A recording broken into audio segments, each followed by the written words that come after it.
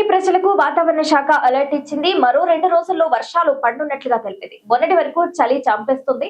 ఇక 2 రోజుల నుంచి ఎండ ప్రభావం పెరుగుతుంది. ఈ తరుణంలో ఆకస్మికంగా వర్షాలు పడతాయని హెచ్చరికలు జారీ చేసింది. ఇక నైరుతి బంగాళాఖాతంలో ఏర్పడిన అల్పపీడనం స్థిరంగా కొనసాగుతుందని పేర్కొంది. నైరుతి బంగాళాఖాతంలో ఏర్పడిన అల్పపీడనం స్థిరంగా కొనసాగుతుందని పేర్కొంది. ఈ నెల 21న ఆగ్నేయ బంగాళాఖాతంలో మరో అల్పపీడనం ఏర్పడుతుందని వాతావరణ శాఖ తెలిపింది.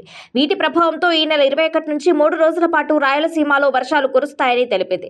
అలాగే 22వ తేదీ నుంచి 2 రోజుల పాటు నెల్లూరు, ప్రకాశం జిల్లాలో పడతాయని చెప్పింది. ఇక అటు రానున్న 24 గంటల్లో కోస్తాలోని పలు జిల్లాల్లో పొగమంచు కురుస్తుందని, ఎండ స్వల్పంగా పెరుగుతుందని పేర్కొంది.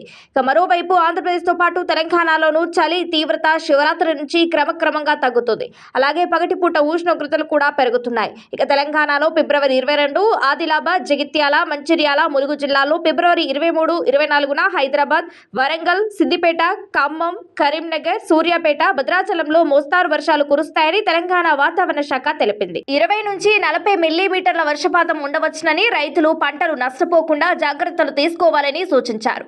మార్చి మొదటి వారం నుంచి 2 తెలుగు రాష్ట్రాల్లో ఎండలు దంచుకొట్టే ఛాన్స్ ఉందని వాతావరణ శాఖ అధికారులు అంటున్నారు.